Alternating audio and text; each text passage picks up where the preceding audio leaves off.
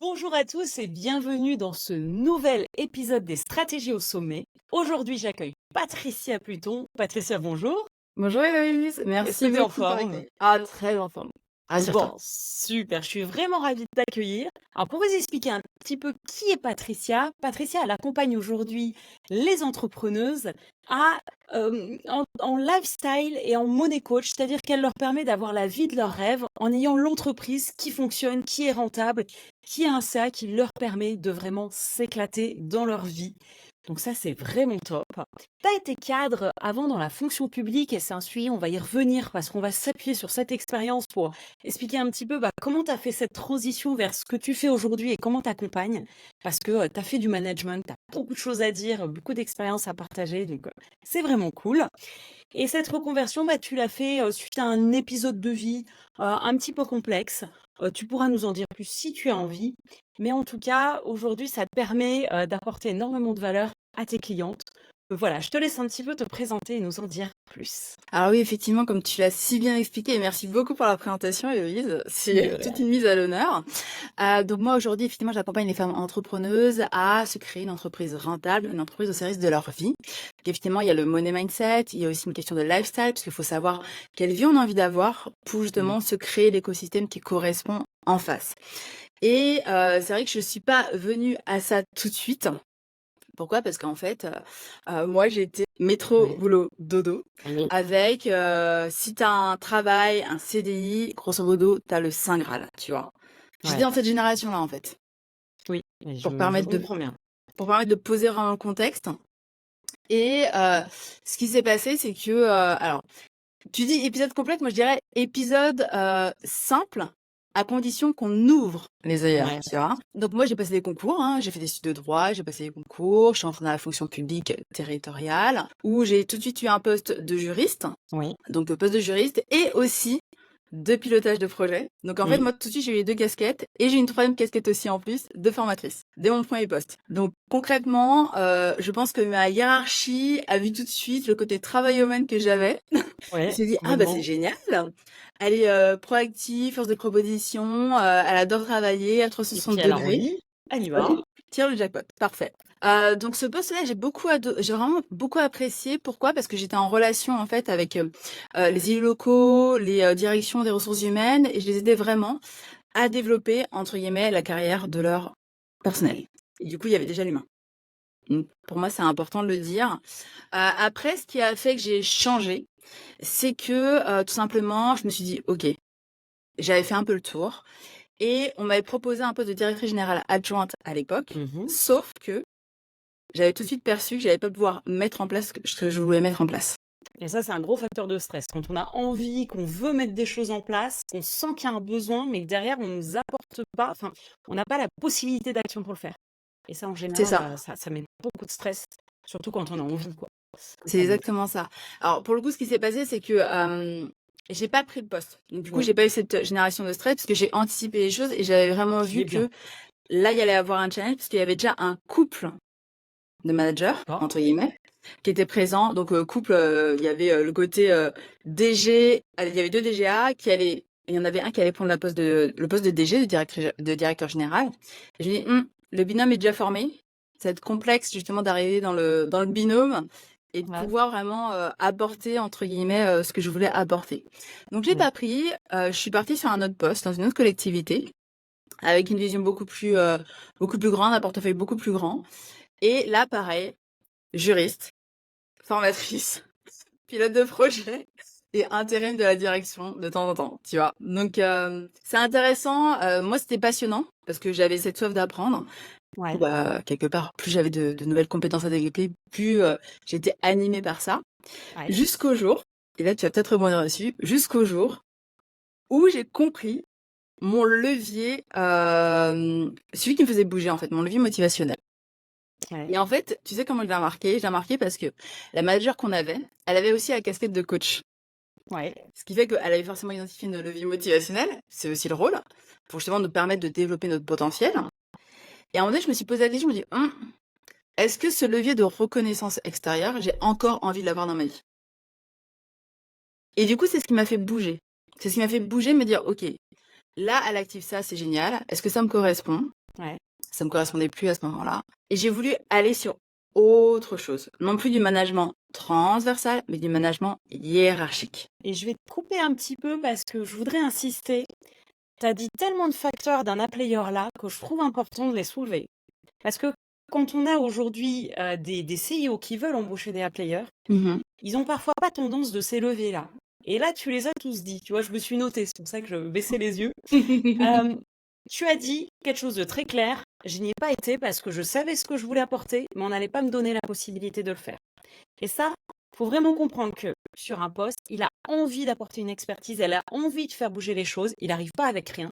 Et s'il sent qu'en face, on va le bloquer, on va pas lui permettre de déployer ses ailes et déployer son potentiel, il n'a pas envie d'y aller. Il est même pas attiré. Même si le poste a un gros tampon, est bien payé, que c'est une belle entreprise, non, il ira pas. Tu as parlé aussi de notion de terrain de jeu. Tu avais envie que, il y ait beaucoup de choses et que ton terrain de jeu, il bouge. Et finalement, là, tu as dit, bah, j'ai repris un nouveau poste et je me suis retrouvée à faire exactement la même chose. Donc finalement, tu l'as pas dit, mais on sentait derrière l'ennui. Ça va être toujours pareil. Et là, c'est le deuxième facteur. Un appeleur, il a envie d'avoir un terrain de jeu qui évolue. Il a besoin d'apprendre, ça tu l'as dit. Il a besoin d'évoluer. Il a besoin d'être motivé au quotidien. Et quand on n'a pas ça, eh ben on dépérit, quoi. Ah, on part où finalement c'est de la démotivation, c'est du désengagement. Et puis bah, la personne, elle apporte plus ce qu'elle est censée apporter.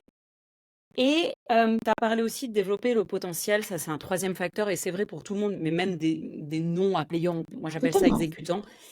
Tout le monde a besoin de développer son potentiel. Tout le monde a besoin de se voir évoluer. Quand on fait tout le temps la même tâche, toujours la même tâche, pardon, on se démotive, on est moins engagé, on n'est pas des robots, on n'est pas des IA, hein. Donc, il y a un moment donné, quelle que soit la personne, si on ne lui donne pas la possibilité d'innover, de créer, Mm. d'apporter des choses nouvelles, bah, elle va finir par s'ennuyer, quoi. Donc, Ouais. voilà, je voulais insister sur tous ces points parce qu'ils sont super importants. Je suis tellement d'accord avec toi parce que je pense qu'il est important de rappeler qu'on n'est plus à l'époque du Fordisme où concrètement une tâche répétée, ça suffisait entre guillemets à nourrir la personne. Ouais. Bien évidemment, ça nourrissait pas son intellect, on est d'accord, mais ça nourrissait la personne au moins de manière alimentaire, tu vois. Et aujourd'hui, on est dans une génération, dans une ère où on a envie de plus. Et quand je dis plus, c'est pas de faire plus de choses, c'est déjà de mieux les faire et de faire des choses qui nous correspondent et qui nous nourrissent profondément. Ouais. Ça, je pense qu'on est vraiment dans cette ère-là. Ce qui s'est passé après ça, c'est que concrètement, je suis allée sur un poste de management hiérarchique. Mhm. J'ai eu cette opportunité-là, donc très très heureuse à ce moment-là. Et alors là, ce qui est intéressant, c'est que pour le coup, je l'ai pas vu venir. Il s'est reproduit un peu la même chose, mais je l'ai pas vu venir avant, je l'ai pas anticipé, parce que Ouais. j'arrive dans une nouvelle direction où il y avait un sous-effectif, où il y a eu un contexte un peu particulier en termes, je dirais, de bien-être du Ouais. personnel qui était présent pour eux avant que j'arrive. Donc, moi, ce que j'ai fait initialement, j'étais un peu au courant du contexte, c'est que j'ai voulu les recevoir, en fait, individuellement Est-ce que pour tu comprendre. peux, avant de nous dire ce que tu as mis en œuvre, parce que moi je connais le contexte et il est hyper important, euh, nous dire un petit peu ce contexte ou à travers les interviews que tu as fait, finalement, qu'est-ce que tu as constaté, ce qui se passait dans cette direction-là? Ce qui se passait, c'est que je pense que le potentiel de la majorité des personnes n'avait pas Ouais. été développé. Ouais. Qu'il y avait certaines personnes qui voulaient absolument prendre le poste que j'allais prendre, voilà, qui pensaient qu'elles étaient faites pour ce poste-là, Ouais. même si ça créait un mal-être au niveau de l'équipe. Donc en Ouais. fait, la personne n'avait pas vraiment pris conscience de ça. Et que au niveau du management, mais alors ça, je m'en suis rendu compte après. Donc en fait, je peux pas dire que c'est quelque D'accord. chose que je savais avant. C'est je m'en suis rendu compte après. Le management au sein de cette direction euh, était, pour le coup, très hiérarchique. Alors, c'est quoi un management hiérarchique? Parce que tout le monde, c'est pas clair. Alors, du coup, distinction entre management transversal et management hiérarchique. Bien évidemment, tu apporteras des subtilités, hein. Parce que moi, j'ai donné une grosse définition entre guillemets. Management hiérarchique, c'est lorsqu'il y a ce système entre guillemets pyramidal où une personne, et tout dépend de son style de management et de leadership, hein, parce qu'il y a plusieurs styles et on peut être quand même souple et ouvert et avoir une démarche de développement du potentiel. Mais concrètement, c'est lorsque la personne qui a de la part d'une autorité le pouvoir ou justement un cercle de compétences, un cercle d'expertise, un cercle d'autorité va vouloir imposer un mode de fonctionnement à d'autres personnes. Donc là, c'est pareil, il peut y avoir plus ou moins de la souplesse, mais si la personne qui est à la tête du triangle entre guillemets, de la pyramide, a un management autoritaire, ça va être extrêmement strict et extrêmement fermé pour les personnes, pour le coup, comme tu disais tout à l'heure, pour des A-players par exemple, qui ont envie de faire bouger les choses, qui ont envie de mettre des choses en place, d'élever en fait la direction dans laquelle ils sont. Et en fait, ça va prendre beaucoup de temps. Et soit ce sont des personnes qui sont super patientes et qui prendront sur elles, soit elles vont bouger, clairement. Donc ça, c'est le style hiérarchique, entre guillemets, classique, qui était très en vogue et qui fonctionnait très très bien, en tout cas sur le papier, il y a Ouais, des mais dizaines d'années en fait. maintenant. Mm, mm. Plus maintenant. C'est management à la papa, des fois, on dit ça C'est comme ça. ça. Parce que moi, je suis pas contre une notion de hiérarchie dans le sens où mettre des responsables. Par Exactement. contre, les responsables sont responsables, justement. Au-dessus, ça donne le sens, la direction stratégique, Mm, où est-ce qu'on veut aller, les KPI qu'on va mesurer, tout à fait. donc qu'est-ce qu'on veut atteindre. Et en dessous, ça définit les stratégies, et notamment les APIers, les stratégies opérationnelles. Et donc c'est là où on va avoir de l'innovation, on va avoir de l'expertise. Il y a des personnes qui vont aller voir ce qui se fait autre part, ou qui vont amener leur expérience, et qui vont créer finalement quelque chose de vertueux, Mhm. et qui vont piloter les gens en dessous qui vont être un peu plus opérationnels ou qui vont les faire grimper pour que demain ce soit peut-être eux qui soient en responsabilité. Mais en tout cas, c'est plus en haut que ça décide de tout et que ça prend toutes les décisions et ça les descend en dessous. C'est l'inverse, c'est qu'au-dessus, ça donne le sens et en dessous, ça définit justement, ça prend les décisions, ça définit les objectifs stratégiques. Exactement. Et alors parfois, il y a cette volonté, je pense, de la part du manager qui est en haut, de Ouais. laisser cette liberté. Mais de manière opérationnelle, c'est pas ce qui se fait, en fait, tu vois? Et c'est là où je pense qu'on rentre un peu plus dans le détail sur, justement, peut-être se remettre en question en tant que manager, voir qu'est-ce qui bloque dans la délégation. Mais ça, Mm. c'est un autre sujet. Du coup, j'ai pas encore fini mon histoire, je veux la finir. Alors vas-y, vas-y. Parce que je sais que tu as fait le tour des personnes et tu les as fait parler. Et raconte-nous Exactement. parce que c'était super top ça. Et ça, je l'ai fait avant de prendre ma fonction. Pourquoi? Parce que, Ouais. justement, je ne voulais pas de ce lien hiérarchique dans leur esprit. Et Ouais. je cadrais, en fait, le rendez-vous en leur expliquant: «OK, là, ce qui va se dire, là, ça reste entre nous. Donc la hiérarchie, votre hiérarchie passée ne sera pas au courant. Et en plus, quelque part, vous allez me donner des billes pour qu'on fasse bouger les choses. Donc moi, je veux savoir où est-ce que vous êtes insatisfaite, comment vous voyez évoluer la direction, qu'est-ce que vous avez envie de mettre en place, pour que je puisse savoir aussi quelles sont la personnalité et me dire, OK, donc là, j'ai des êtres humains qui ont un certain potentiel. Où est-ce que ce potentiel a été bloqué? Comment je peux les aider à le développer? Et Ouais. justement, en quoi ce potentiel peut énormément apporter à la direction? Donc en fait, moi, je suis rentrée dans ce prisme-là parce que je ne connaissais pas ce qui se passait réellement. Je l'avais pas vécu, si tu veux. J'avais juste eu les informations, mais c'était des informations, c'était des faits. J'avais pas vécu la situation, le contexte comme elle l'avait vécu. Donc j'avais besoin d'appréhender juste les choses pour me permettre de comprendre et justement de temporiser, de mettre en place les choses au fur et à mesure, à leur rythme également. Donc c'est ce que j'ai fait avant. Et une fois que j'ai Et pris, dis-moi. je vais, je vais rebondir parce que il y a aussi une chose qui est top là-dedans, d'aller Mhm. donner la parole aux équipes. C'est que le dirigeant, et tu l'as dit juste avant, n'a pas toujours la vision réelle de la façon dont le terrain se passe et la façon dont ce qui fait lui impacte les personnes en dessous. Oui, jamais. Et c'est vrai que je ne sais pas si c'est la discussion avec toi, un mélange des clients que j'ai aujourd'hui, etc. J'ai rajouté une étape à mon offre où je me suis dit, c'est bien de faire un scan auprès du dirigeant, mais je vais aussi aller faire un scan auprès des équipes pour aller voir la vérité sur le terrain de ce qui est vécu et confronter le dirigeant par rapport à ça. C'est dur, mais c'est là où on va faire prendre conscience de ce qui a changé. Et toi, tu l'as fait, tu as donné la parole aux équipes pour qu'elles te disent réellement comment Oui. le management était vécu et quelles étaient les conséquences. Et ça, c'est top parce que la direction, elle peut te dire, mais moi, je fais ça, ça, ça. Et ça, c'est censé marcher, c'est eux qui sont mauvais. Et en fait, bah non, parce qu'on a toujours un prisme, sa façon de voir les choses. On prend des biais et c'est normal. Il ne faut pas le prendre mal d'aller demander aux collaborateurs comment vous sentez mon management, qu'est-ce que ça impacte chez vous. Bien sûr. Parce que, en fait, ça nous fait grandir, nous, en tant que manager. Et se remettre en question, ça fait partie du job. C'est dur, mais ça Ça fait fait partie du totalement job. partie du job. À mon sens, en tout cas. Ouais. Alors, je sais plus où j'en étais, mais du coup, tu vas me dire. Et ben, finalement, tu t'es rendu compte que le management qui était en place était assez toxique et ne permettait pas l'innovation, tu parlais de développer le potentiel des personnes. Mhm. Et t'en étais un peu là. Qu'est-ce que Ok. tu avais constaté? Donc, je veux bien que tu... Alors, je ne dirais pas toxique, parce Ouais, que j'estime que lorsqu'on a le choix, notamment dans la fonction publique, tu vois, lorsqu'on a le ouais, choix de bouger et que les personnes ne bougent pas non plus, c'est qu'elles ont un intérêt à vivre les choses. Donc là, c'est ma casquette de coach ouais, qui se pose. Mais après, je pars aussi de ce principe-là, tu vois. C'est juste que moi, mon rôle, j'estime en tant que manager, c'était de justement, effectivement, que la direction tourne, que mon service tourne, et que en plus, les personnes se sentent bien. Voilà. ouais, Et pour moi, c'était important. Et en fait, ce que j'ai relevé, c'est que entre le démarrage de ma prise de poste et le moment où je suis partie, et ça n'a pas ouais, été style des années et des années, hein. C'est ouais, juste que bah, les personnalités s'étaient révélées.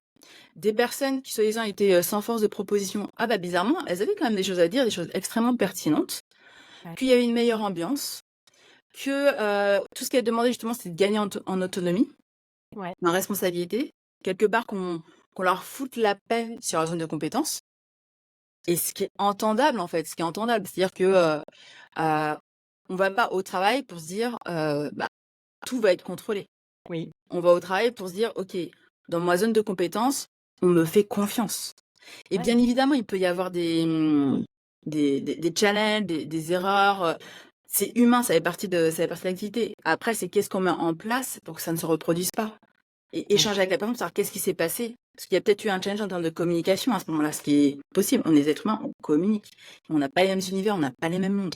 Et donc finalement, entre le management qu'il y avait avant et ton management à toi, tu dis ça a pas mis longtemps, c'est quoi? C'est quelques mois pour ce changement? Ah, quelques mois. Quelques mois, puisqu'en fait, je suis arrivée en janvier 2017. Je Ouais, suis repartie, alors officiellement en septembre 2017, mais concrètement, bah, il y a les vacances d'été, donc je dirais juin, hein, en fait. c'est très rapide, en 2, 3 mois, même pas, enfin ça va très très vite. Mm. Et finalement, toi, qu'est-ce que tu as mis en œuvre en tant que manageuse, très concrètement, pour obtenir ces changements des personnes? Tu as Alors, parlé de leur foutre la paix, donc ça j'ai noté, mais qu'est-ce très que tu as fait? concrètement, ce que j'ai fait, c'est que euh, même si j'ai pris mon poste, en fait, Ouais, je continuais à avoir des points entre guillemets déjà réguliers au niveau de l'équipe pour voir déjà quels étaient, alors je sais pas si c'est le bon terme, mais quels étaient les rapports de force. Qui était la personne qui prenait plus la parole, oui, pour voir qu'est-ce qui se jouait réellement. Alors à cette époque-là, les livres de management, j'en lisais pour savoir vraiment qu'est-ce qui se jouait et tout, et pour implémenter aussi les techniques de management, parce que en fait, on n'est pas formé à ça, on se forme à non, ça. Ça peut être naturel, il peut y avoir une certaine appétence. Tout s'apprend en fait en réalité. oui, Donc ce que j'avais mis en place, c'est qu'effectivement, au niveau des réunions collectives, je voulais justement savoir qu'est-ce qui se passait. Et lorsque j'ai vu où étaient les rapports de force, je donnais libéralement, en fait. C'est pas le terme libéralement, c'est plutôt librement, voilà. Librement la oui, parole à la personne qui prenait moins la parole en disant qu'est-ce que vous en pensez? Pour mmh, commencer à libérer la voix, justement. Et au départ, c'est normal, la personne est timide puisqu'on lui a pas donné cette habitude-là. oui. Et après, bah, bizarrement, de fil en aiguille, bah, la personne se libérait. Excellente idée, en fait, en réalité. Donc, comment on l'implémente? Est-ce que vous avez des idées? Et on rebondissait sur les idées des unes et des autres pour co-construire. Donc, ça, c'était au niveau des réunions collectives. Ouais, Au niveau des réunions individuelles, alors, celles qui étaient en lien hiérarchique direct avec moi, bah, forcément des points. Déjà des points de suivi opérationnels. Et mmh, il était hors de question, c'était à moi de leur dire ça va, ça va pas. Je leur ai dit dès le démarrage, moi, ce que j'attends de vous, j'estime que c'est votre domaine de compétence, votre domaine d'expertise. Vous êtes beaucoup plus doué que moi dans ce domaine-là. Moi, oui, j'amène mon expertise passée, mon background en tant que juriste.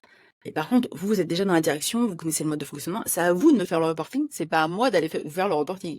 Donc en fait, on a mis en place un reporting, si tu veux, ascendant et non pas descendant, ouais. pour justement leur permettre de se dire, OK, là, c'est ma zone de compétence, je suis responsable et vraiment intégrer ça. Et j'allais rebondir justement sur ce suivi opérationnel.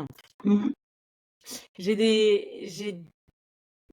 des personnes que je croise ou qui ont peur de suivre en disant: «Mais je vais faire du micromanagement, donc non, je suis de temps en temps, mais au départ je suis, puis après je sais que ça tourne». Ah, pas du tout. C'est pas du micromanagement. C'est pas du tout du micromanagement. Pourquoi? Parce qu'en fait, vous êtes pas sur le dos de la personne. En tout cas, je sais pas si ce sont des personnes qui vont écouter, mais la personne n'est pas sur le dos de la personne. Moi, j'étais pas sur leur dos, hein. C'est juste qu'on Ouais, avait un point. Et alors, moi, en termes de timing, j'aime bien que ce soit carré. Donc, grosso modo, c'était style 30 minutes max ou 1 heure max en fonction des sujets qu'il pouvait y avoir. Et concrètement, il y avait ce reporting qui était fait de la part de la personne. Et potentiellement, j'avais les points supplémentaires qui pouvaient être mis à l'ordre du jour. Par contre, elles avaient besoin de me prévenir en amont. pour que je puisse Ouais. calibrer l'heure et on a vraiment une heure de réunion efficiente parce que la réunionnite aiguë, pour moi, ça ne sert à rien. Par contre, j'estime qu'en tant que manager, on a quand même besoin d'avoir un minimum d'informations pour savoir qu'est-ce qui se passe au sein du service, de la direction, de l'activité, de l'entreprise et se dire, OK, elles prennent leurs décisions à leur niveau. Par contre, moi, ma responsabilité, c'est de prendre des décisions stratégiques. Et que lorsqu'il y a besoin de peut-être d'un recadrage, c'est à moi d'y aller. C'est pas à elles d'y aller, en fait. Oui.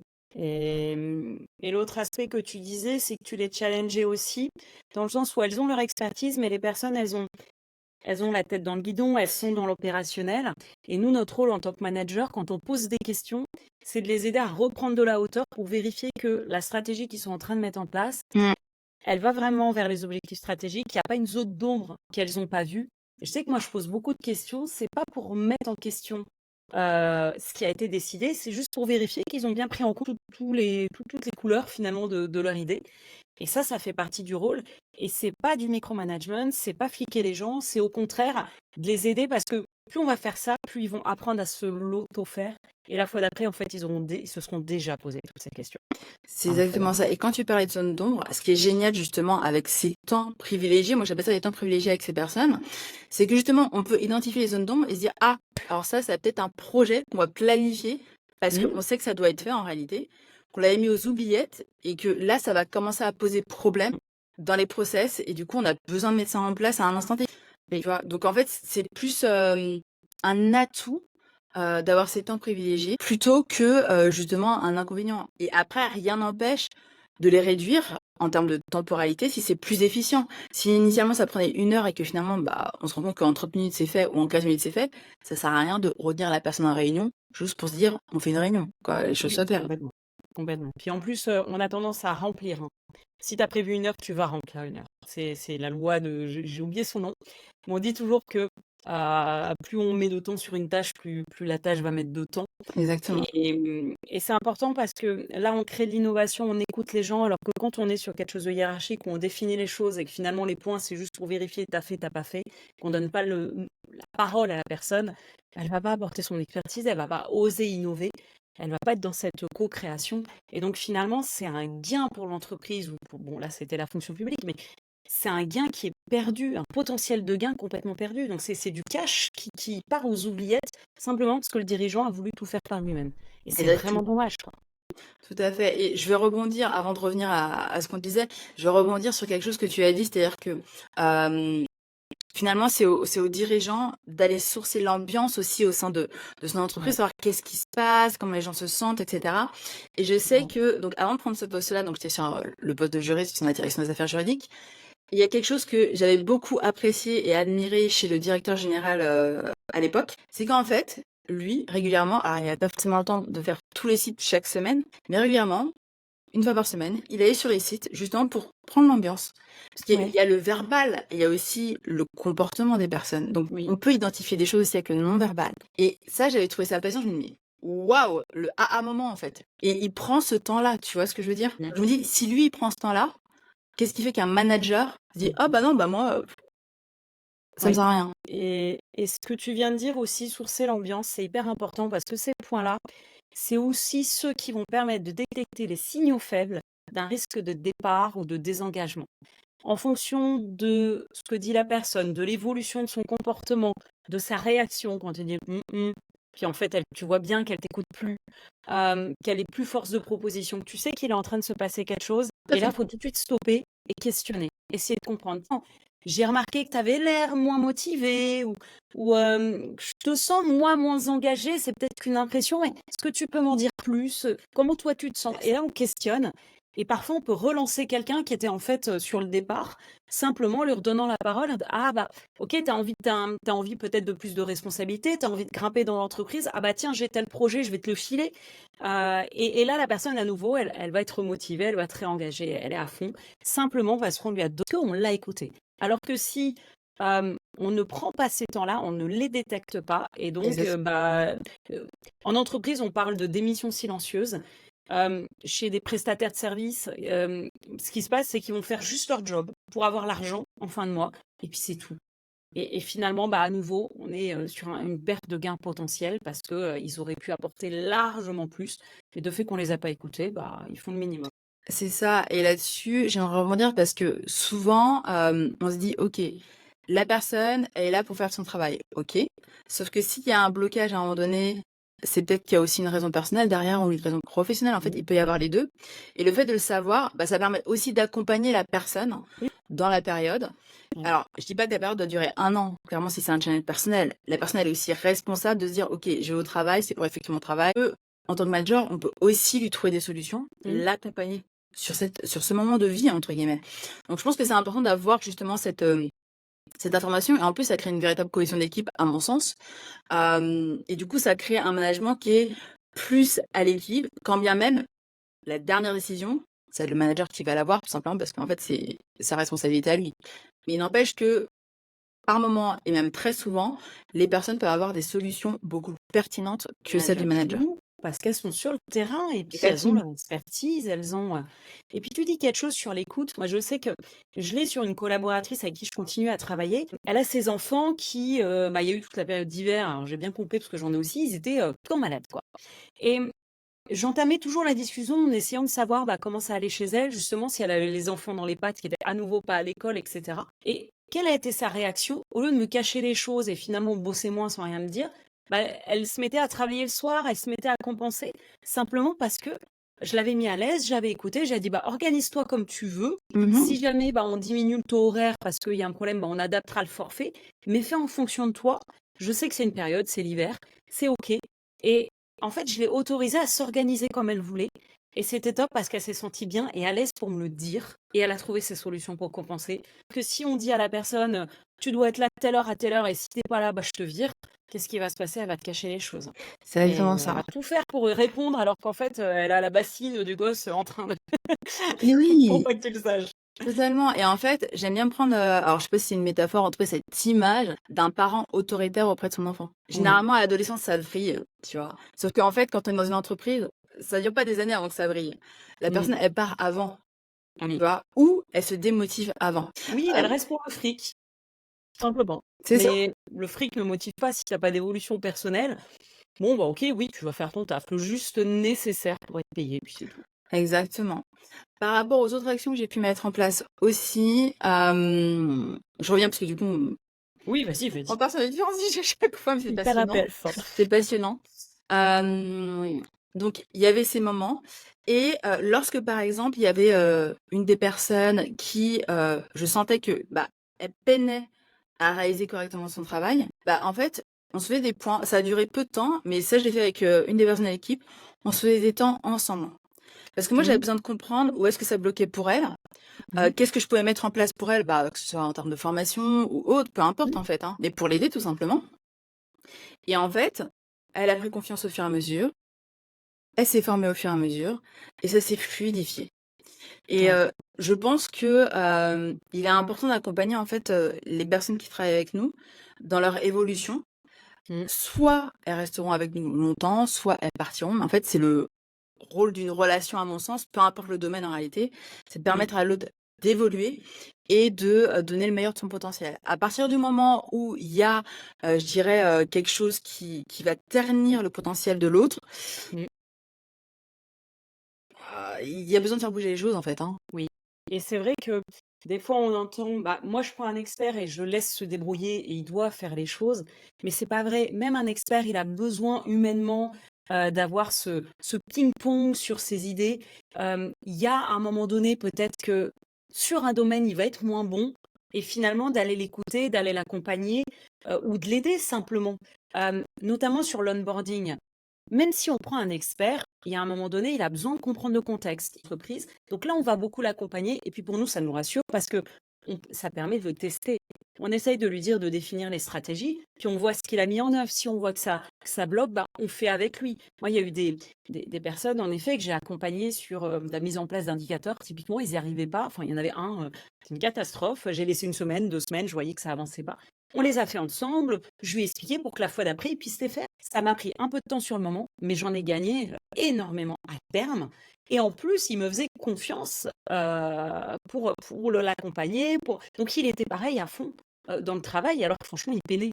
Ah, ils peinaient très sérieusement Ça, c'est et c'est hyper important de d'accompagner les gens, c'est pas grave, c'est un temps de formation ou alors on fait intervenir quelqu'un d'autre, mais après, bah, la personne, elle va dérouler et c'est ça qu'on veut obtenir. bah, oui, bien sûr, parce que le but, c'est que l'activité soit fluide en interne. Donc en fait, c'est identifier les différents points de blocage pour justement les fluidifier, à mon sens, Ouais, tu complètement. vois? Donc grosso modo, c'est ce que j'ai mis en place. Donc finalement, si je devais résumer, c'est des temps réguliers Mmh. avec les différentes personnes de mon équipe, avec un ordre du jour cadré, un temps cadré et la fréquence qui peut évoluer en fonction, bah, des objectifs que l'on a, des stratégies que l'on a et rappeler à chaque fois le sens. C'est-à-dire, pourquoi on fait cette Mmh. réunion? C'est pas juste pour se dire: «On se réunit autour de la table», même si le moment peut être fun parce que ce que j'avais instauré aussi, c'était un peu plus de fun du style, bah, OK, si on doit vraiment faire cette réunion à 16h parce que, et je veux absolument qu'à 17h ce soit terminé parce qu'en réalité, vous avez aussi votre vie personnelle, d'une part et que en plus, bah, 16h du goûter. Si vous avez envie de prendre un goûter, bah, on se fait un truc collectif et on met plus de fun. On partage et on discute. Ça nous empêche pas d'échanger et de co-construire ensemble, en fait, en réalité. Complètement et donc tu avais ces one-one et ces moments d'équipe et ça, moi, j'aime beaucoup parce que je sais que notamment sur les petites structures, les gens ont l'impression de perdre du temps en réunion et pourtant, à un moment donné, des réunions communes, ça permet que une personne entende ce que l'autre dit et se dit: «Ah mais ça peut avoir un impact chez moi» ou «Ah bah tiens, je peux te donner une idée» parce que, bah, c'est nous ce qu'on fait en tant qu'entrepreneur quand on fait des masterminds, hein, on autoconstruit et ces Totalement. réunions-là, elles permettent d'autoconstruire si et seulement si, comme tu le disais, il y a pas des influences de ceux qui parlent plus fort, qui imposent et les gens, ils arrivent pas à le faire. Il faut pas hésiter à faire venir quelqu'un en réunion qui va juste observer. Moi, c'est quelque chose que je fais pareil avec mes clients. Je dis: «Je peux venir aux réunions, je dis rien, j'écoute. Par contre, je vois tout de suite ce qui se passe, les influences, et après on travaille là-dessus parce que c'est important que tout le monde ait cette autorisation, comme tu disais, de parler, d'être à l'aise. Et t'en as qui sont très négatifs aussi, qui vont toujours tirer le groupe vers le bas. Enfin, il se passe plein de choses, c'est des phénomènes de groupe, c'est normal. Et c'est des caractères, parfois les gens le font par nature et pas par... pas pour sa beauté, mais c'est important de leur faire prendre conscience pour qu'ils améliorent leur façon d'être. Et ces réunions de groupe, même si elles sont là pour faire de la montée et de la descente Mmh. d'informations, voir l'avancée des projets. Elles sont courtes, mais elles permettent que tout le monde entende et casser l'effet silo qu'on peut avoir si on Tout a à fait. juste des individus avec un dirigeant qui définit tout, des individus qui bossent, c'est du silo, ça circule pas et en fait, à nouveau, on loupe énormément d'opportunités. Tout à fait et là-dessus, tu as dit quelque chose de très important. Effectivement, il y a ces personnalités, entre guillemets, qui ont cette tendance à le faire et là, ce que j'ai envie de partager, c'est que, le recadrage se fait en one to one. Je sais pas si tu es d'accord avec ça, mais pour moi, le recadrage se fait en Complètement, one to one 100%. et après, si effectivement la personne perdure, potentiellement, on peut se donner l'autorisation de se dire quelque chose en public. Mais c'est recadrage en one to one, on prévient la personne en one to one, ne serait-ce que par respect et par Mmh. rapport à l'ego, tout simplement, à Et mon oui, sens. en fait, elle va pas écouter. Est-ce que, tu peux nous dire un petit peu ce que c'est un recadrage en quelques mots quand même? Alors un recadrage, en tout cas moi tel que je le pratique, c'est tu vas me dire: «C'est pas du tout ça ta question!» Mais Mais on moi a tous des façons de faire différentes, la manière dont je le hein? pratique, c'est tout simplement que je constate un état de fait, d'accord? Donc, Ouais. les conséquences, si tu veux, un résultat Mmh. qui ne correspond pas soit aux attentes, soit potentiellement à ce qui était, vraiment, défini en amont, donc discuté et dans ce cas-là, bah, juste, on se donne un rendez-vous, un moment où les 2 sont disponibles, je dirais émotionnellement et excuse-moi, j'ai une gorge. Donc émotionnellement et intellectuellement. Pourquoi? Bah, parce qu'on est des êtres humains et que, bah, en fonction des moments de vie, on n'est pas forcément réceptif de la même manière. Donc moi, ça me Non. semble logique de demander quand est-ce que la personne est disponible. Une fois que ce temps est prévu, on explique à la personne, bah, quels ont été les faits et qu'est-ce qu'elle en pense et surtout qu'elle nous fasse le feedback sur quel est son univers, comment elle a vécu les choses Mmh. et s'il y a un challenge, comment elle le résolverait. Et en fait, Ouais. on a les insights, on a les solutions de la personne et Mmh. donc, soit c'est OK et du coup, bah, on se dit OK, c'est-à-dire qu'on arrive à un compromis. Soit Mmh. c'est pas OK et du coup, bah, on rentre en échange, on pose des questions, on lui demande: «OK, est-ce que tu penses que ce serait pas mieux comme ça?» pour arriver à ce compromis. Parce qu'un recadrage, à mon sens, c'est pas juste une personne qui dit un truc à l'autre et que l'autre doit absolument C'est pas acquiescer. bien. Voilà, Voilà. c'est pas du tout ça. C'est on Non. part de faits et après, on essaie de comprendre qu'est-ce qui s'est passé réellement, en termes de communication, tu vois? Et bah, ça, on a besoin de le savoir, ne serait-ce qu'en tant que manager pour dire: «OK, en fait, là, ce que je comprends, c'est que par rapport à la personne que j'ai en face, par rapport à ses leviers motivationnels, j'ai pas suffisamment adapté ma communication pour lui permettre de comprendre les choses, alors qu'une autre personne aurait pu comprendre les choses telles que j'aurais communiqué. Et c'est peut-être parce qu'il y a les mêmes leviers, il y a le même univers, il y a des similitudes. Et comme on est des êtres humains qui sont uniques, qui Ouais. sont vraiment différents à part entière, ben, on a besoin de prendre en considération ça à partir du moment où on fait du management. Ça fait partie du packaging, du paquet cadeau, en fait, si tu veux. Ouais. Ouais. Non, c'est top. Et je rebondis parce que on a 2 cas de figure sur le recadrage que j'ai Mhm. remarqué.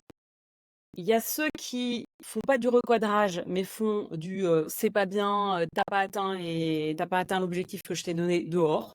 Donc là, on n'est pas du tout sur un recadrage qui va motiver la personne à trouver des solutions, Vraiment. à donner le meilleur. On est plutôt sur des recadrages bâclés, hein, comme le management à la papa. Mhm. Et puis, il y a d'autres personnes qui osent pas recadrer par peur du conflit. Et ça, la peur du conflit, de pas oser dire, bah, à un moment donné, moi je suis CEO, j'ai mis un cadre, et si ça sort du cadre, ou si il y a un comportement, pardon, qui ne permet pas à l'entreprise d'être performante, ça impacte l'entreprise, bah, je suis en droit d'aller le dire. Par contre, tu as décrit exactement la façon de faire un recadrage qui évite le conflit. Et au contraire, qui motive la personne à trouver une solution. Mais tu l'as expérimenté, donc ça pouvait pas être faux ce que tu disais. Parce que tu l'as testé, tu as vu que ça marchait. Donc voilà. Et des fois, il faut aussi, sur le management, on a parfois l'impression que c'est compliqué, que ça fait peur, alors qu'en réalité, il y a quelques petites choses à comprendre, à se former, à prendre conscience. Et après, c'est surtout sur le terrain qu'on va faire du check, du test, pardon, test and learn, et on s'améliore simplement en écoutant l'autre. On écoute plus qu'on parle, on écoute l'autre et on essaye de se perfectionner en fonction de ce qui se passe. Bah, on s'améliore. Mais comme tu dis, ça fait partie du package pour un CEO qui a besoin de manager son avant-garde. À un moment donné, s'il vit une entreprise en croissance, c'est-à-dire que quand tu vas faire x10, bah, ça va tenir. Il y a un moment donné, il faut accepter de passer par du management, mais qui n'est pas du management à la papa, qui n'est pas du suivi opérationnel détaillé, qui n'est pas quelque chose de désagréable, qui est en fait du coaching où on cherche à pousser la personne pour qu'elle donne le meilleur, quoi. Et à partir de là, moi, je C'est trouve là où ça il est. épatant parce que encore plus les CEO qui sont coachs aussi. En fait, voilà, c'est pousser le potentiel des gens pour pousser le potentiel de l'entreprise, tout simplement. Exactement. J'aimerais rebondir sur quelque chose que tu as dit, notamment la peur du conflit lorsqu'on est manager. Ouais. Et en fait, alors, je pense que peut-être que les personnes, lorsqu'elles sont en entreprise, il y a peut-être un biais cognitif qui joue. Après, je tiens juste à rappeler une base, c'est que ça reste une relation entre une personne A et une personne B. Et si ça peut les aider, j'ai envie de leur demander, bah, dans votre relation de couple, vous faites comment? Vous n'en parlez pas à votre partenaire?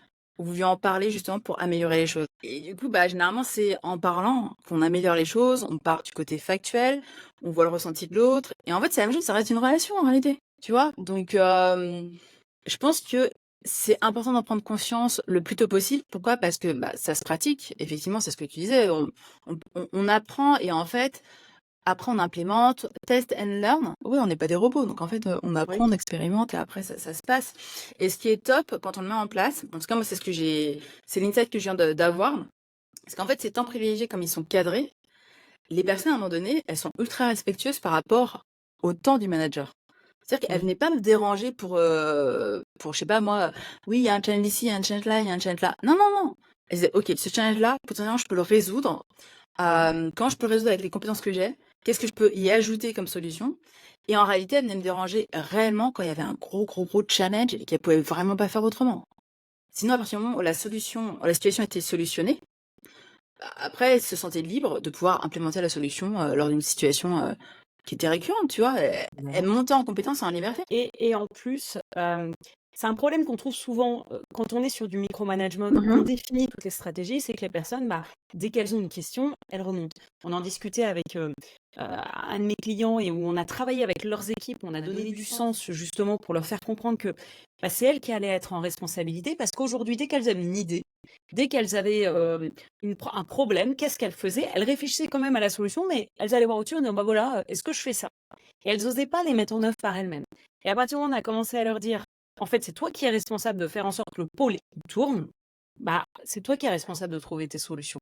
On peut en parler, mais en tout cas, le CIO, au fur et à mesure, il est en train de diminuer le nombre de sollicitations parce que les équipes, elles se responsabilisent. Et surtout, la majorité du temps, les soi-disant urgences, elles peuvent attendre le one-to-one suivant. Et elles ne vont pas chercher à te demander, être dans la réponse tout de suite, là Oui. maintenant, parce qu'on a souvent des délais sur les tâches. On n'est pas obligé de tout résoudre là maintenant tout de suite. On a anticipé les choses, anticipé les projets, on a le temps.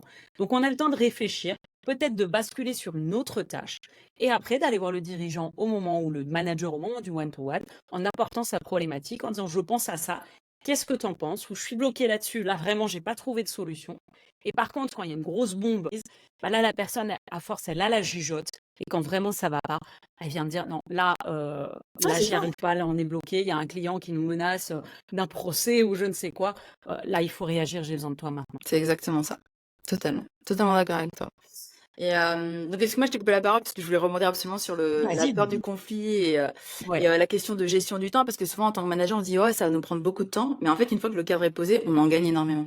C'est 20% contre-intuitif, hein. du temps de management, et vraiment du bon management. Le reste du temps, on est libre. Mm.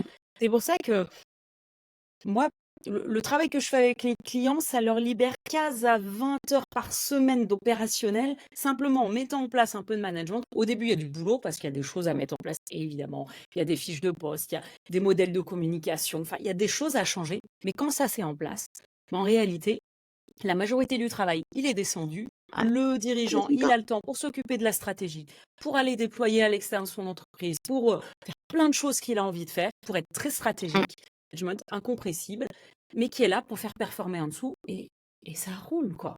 Ouais, Mais c'est une transition, il faut accepter de la faire, ça prend un peu de temps au départ, mais après, bah, c'est du management de qualité. c'est pas en gagner. C'est pas en gagner, Voilà, tu c'est vois. ça. Et c'est gagné pour aller faire x10 fois. Parce que parfois, quand on change un petit truc, on va faire du fois 0,5, fois 2. Alors que là, à partir du moment où on a nos pôles qui sont en place avec les managers de pôle et que les gens discutent entre eux, que le marketing est en train de dire au closing, attention, je suis en train d'envoyer une grosse sauce, Mm. toi, il faut que tu prépares tes équipes. Euh, et le dirigeant n'a même plus besoin d'intervenir là-dessus. Le marketing discute avec le pôle closing, tout tourne, bah tu fais x10, ça tourne. À C'est partir ça. d'un peu d'anticipation évidemment hein, pour recruter les gens, mais ça tourne. Tu es capable d'envoyer une grosse sauce, ça va tenir. Ça Et correspond c'est aux ça qu'on fondations veut. du business, hein, donc Exactement. Et bah tu parles de fondation de business, je vais basculer sur la deuxième partie justement. Toi, tu apportes à tes clientes vraiment cette notion de euh, il y a l'aspect mettre en place des process, il y a l'aspect rentabilité, l'aspect équipe qui sont importants pour que demain, tu puisses te créer cette entreprise qui travaille pour toi et qui te permet d'avoir le style de vie qui t'intéresse. Est-ce que tu peux nous en dire plus? Qu'est-ce que tu fais avec tes clients déjà? j'adore Je commence à faire des questions à rallonge, donc j'apprends. Tu as raison. Concrètement, moi, je vais les aider à augmenter leurs bénéfices. Concrètement, ça va être ça. Augmenter leurs bénéfices, ça veut dire quoi? Ça veut dire que jusqu'ici, si tu veux, lorsqu'on se lance dans l'entrepreneuriat, lorsqu'on est chef d'entreprise, on a ce mindset de je vais développer la croissance de mon entreprise et du coup, je vais potentiellement faire plus, plus pour gagner plus. OK? Ouais.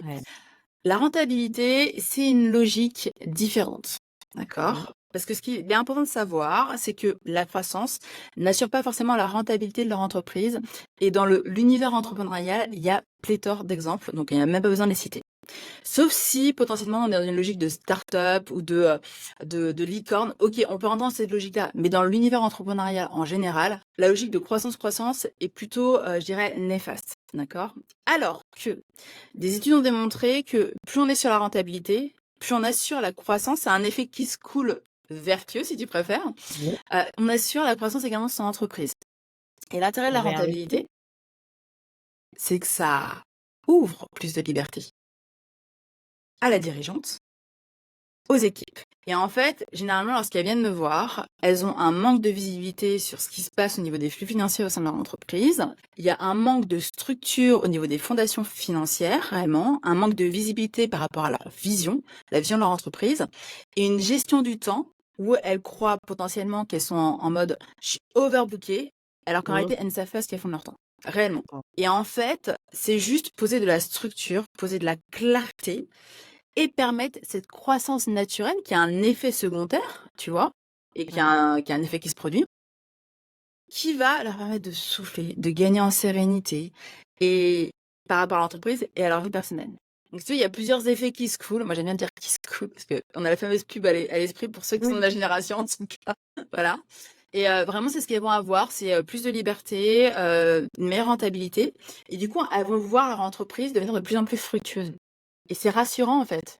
Malgré tout, il y a une question qui me vient parce Mhm. que je compare souvent les entreprises en dur qui ont besoin d'investissement au départ, Mhm. notamment des locaux, des machines, des X choses, avec tout l'infoprenariat. Finalement, l'investissement, certes, il y a des outils, Mhm. ok, mais après, l'investissement, il est surtout humain via des Tout à fait, expertises. exactement.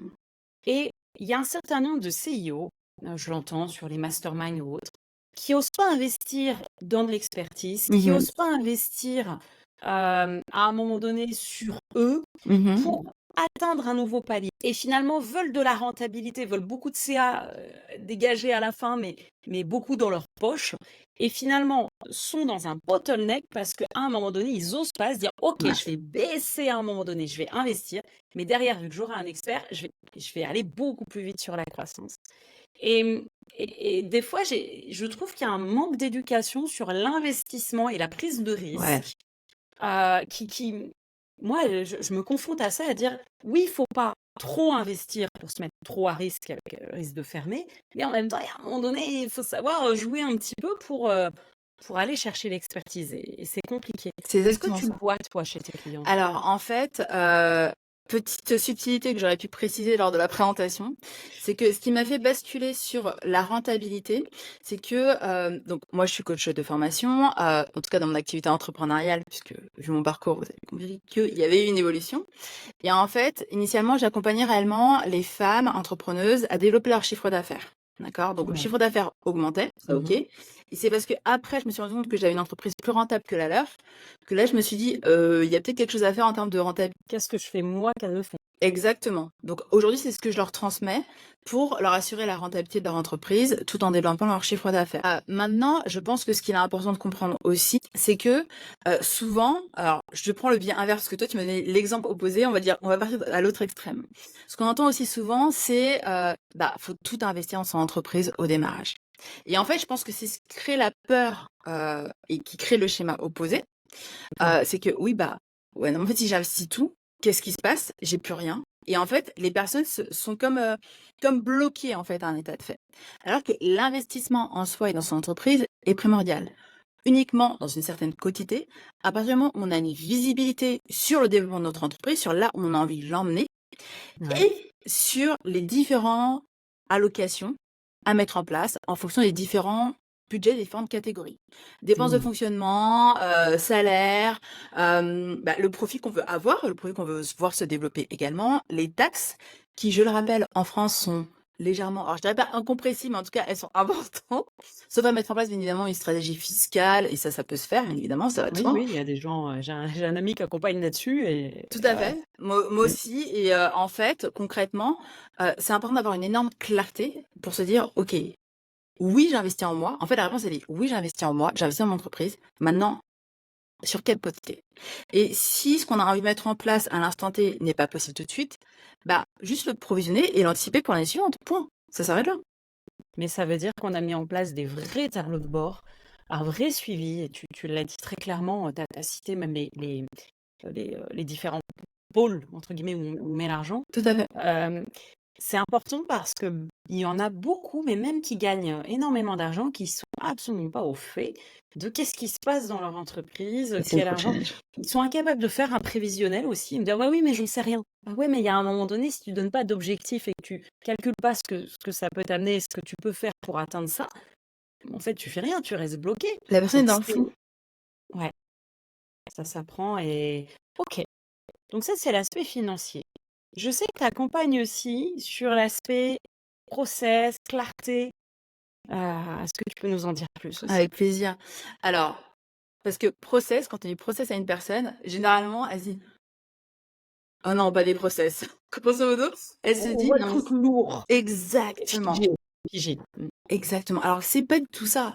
Un process, ça permet juste de passer d'une étape A à une étape Mmh. B.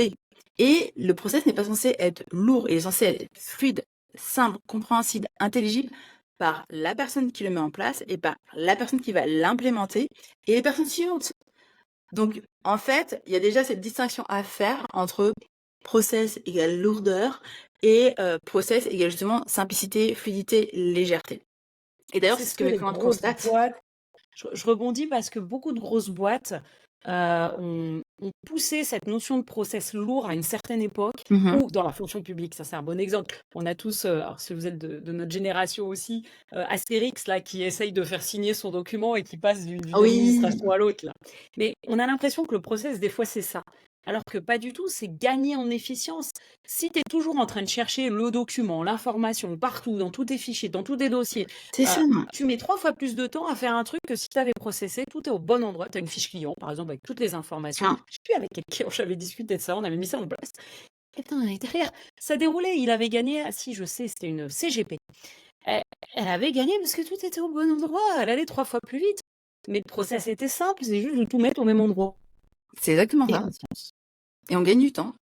Tu vois? C'est c'est Complètement. c'est vraiment ça, c'est créer cette distinction entre process égale lourdeur et process égale légèreté, parce Mhm. que ça fait gagner du temps, parce que mine de rien, ça fait aussi gagner de l'argent, parce qu'on peut mettre ce temps-là ailleurs et Évidemment. c'est une conséquence qui est, logique, sauf que, comme tu dis, il y a eu vraiment toute cette vague, ce mouvement en mode, bah, mettons plus de process et alourdissons Mhm. les choses et en fait, ce que j'ai juste envie de rappeler, c'est que s'il y a des grosses entreprises qui ont mis en place des process, leur objectif premier, c'était de gagner de l'argent et gagner du temps, hein.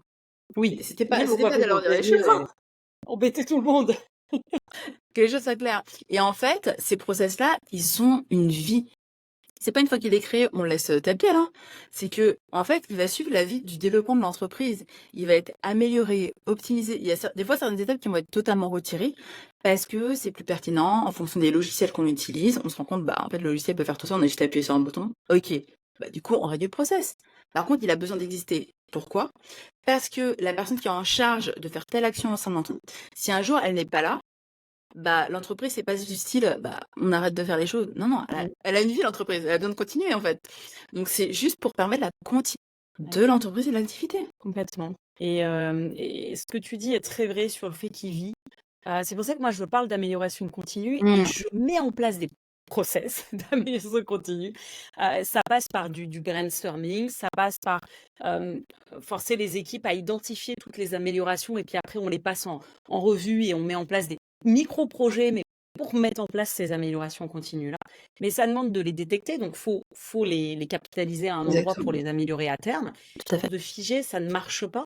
Et c'est pour ça que je parle souvent de wiki. Alors, on me regarde avec des gros yeux, c'est quoi un wiki? C'est simplement, ceux qui utilisent Notion le voient très bien, c'est une arborescence où on met les informations, où on met les process, mais ce qui fait que tout le monde a le droit d'accès dessus, a le droit d'aller rajouter de l'information, Mmh. rajouter du détail. Alors, il faut mettre en place les règles pour pas que ça devienne le souk, Totalement. évidemment, et ça devient très vite le souk pour l'avoir vécu. Mais à partir du moment où il y a les règles, ça permet à tout le monde d'améliorer, d'aller rajouter un petit peu, soit plus efficient et plus gain de temps. Et avec quelqu'un qui vérifie toujours que bah, on n'est pas en train de partir dans une mauvaise direction. Mais c'est extrêmement important d'avoir ça en tête parce que c'est le rôle des équipes terrain, justement, c'est de leur responsabilité d'améliorer ces process tout le temps, tout le temps, tout le temps.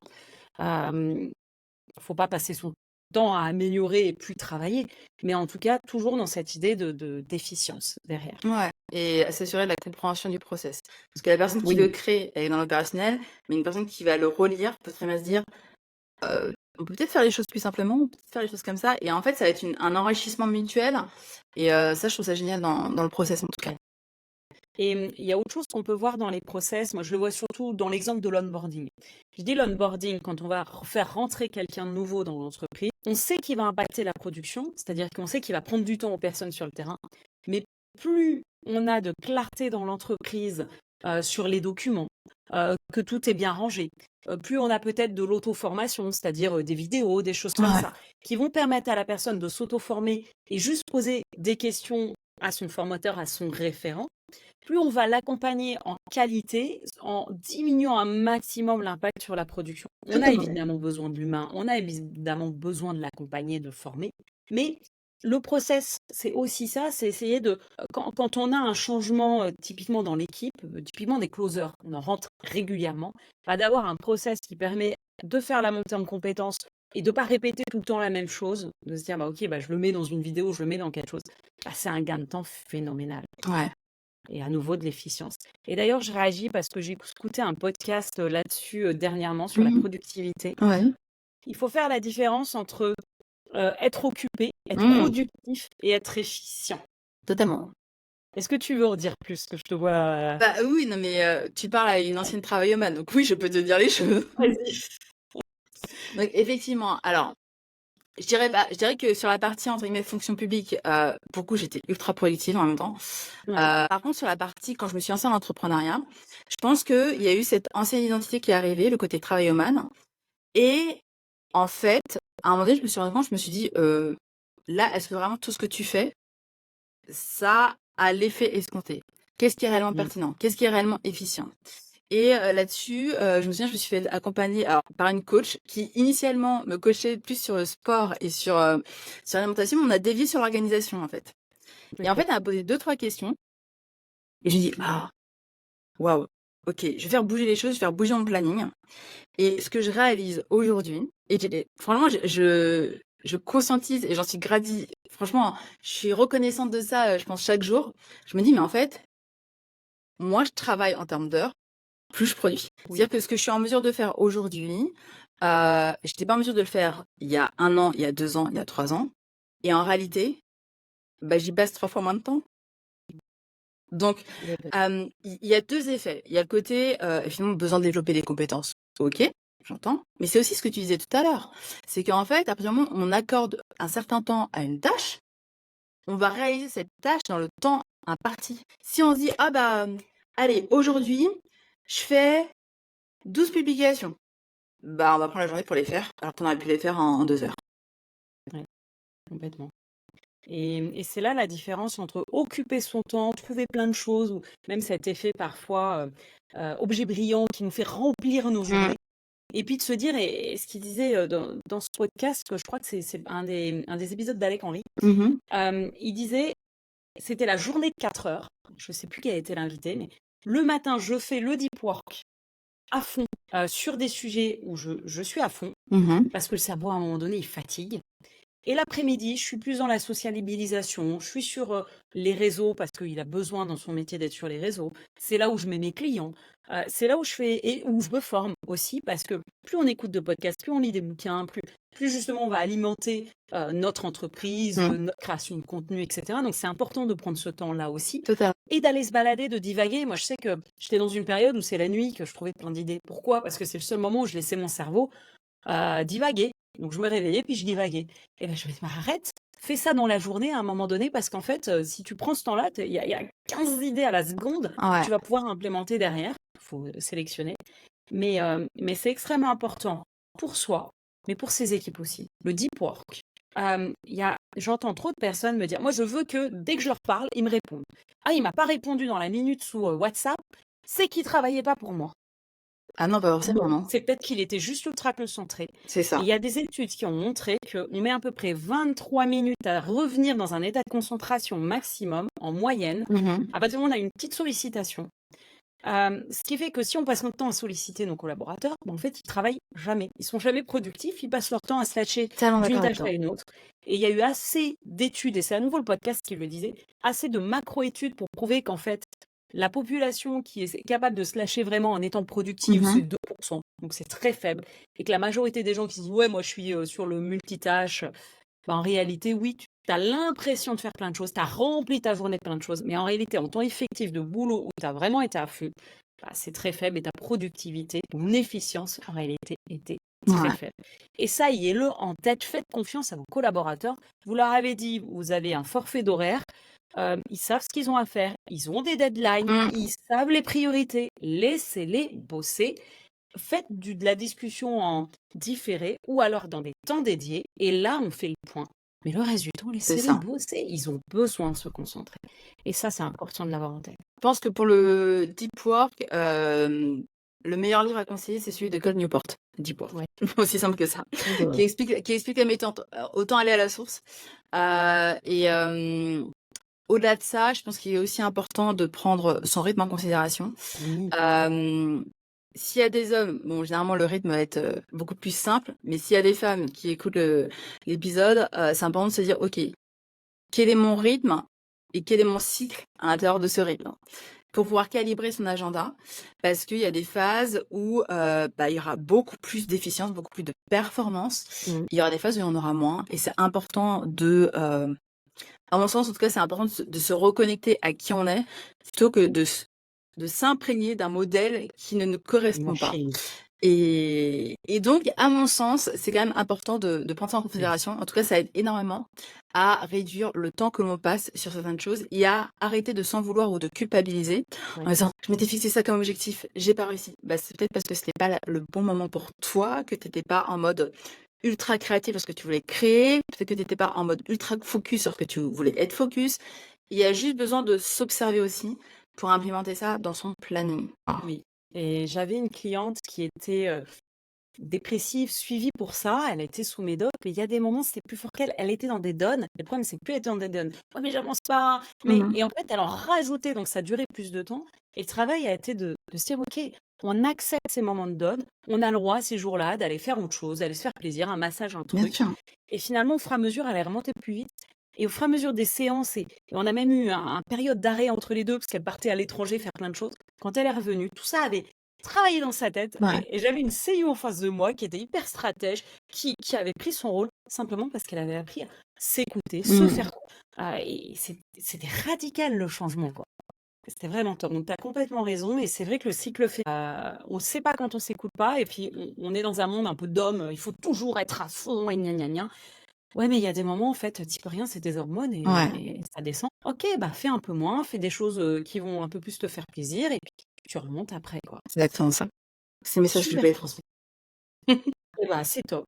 Écoute, on arrive à la fin de cet épisode. Moi, je trouve qu'on a apporté à nouveau hyper de valeur, et puis on a remis les choses en place, et c'est un peu l'objectif de ce podcast. Je le dis à chaque fois parce que je sais que les personnes qui écoutent, ils peuvent se faire extrêmement challenger, Mmh. parce qu'on se dit, il y a des fois, je le dis même en rigolant, là, on vient de mettre une baffe, alors là, je l'ai pas fait, mais ça m'arrive, et c'est le but. Donc je te remercie. Tu as vraiment, été, sans filtre aussi, Plaisir. dans ce que tu as partagé, donc c'était vraiment top.